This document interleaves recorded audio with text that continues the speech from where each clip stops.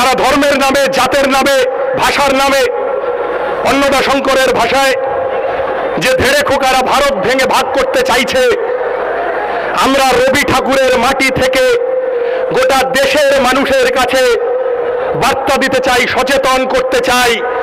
ধর্মের বেশে মোহ যারে এসে ধরে, অন্ধ সেজন মারে আর শুধু মরে।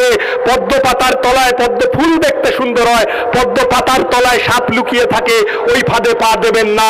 আমরা বাঁচতে চাই, আমরা মরতে চাই না। আমরা বাঁচতে চাই মাথা উঁচু করে। এই গোটা প্রজন্ম বাঁচতে চায়।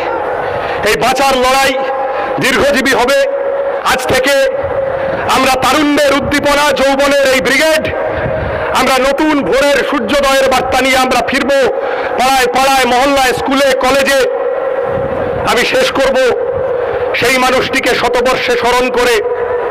আজ থেকে ৭৫ বছর আগে কাকদ্বীপে অহল্যা মার মরদেহ দেখে যিনি কালজয়ী সেই লাইনগুলো লিখেছিলেন, আজকের ব্রিগেডে থাকলে সলিল চৌধুরী নিশ্চিত বলতেন, কার বাছার জোটেনি দুধ, শুকনো মুখ এই ব্রিগেড তার।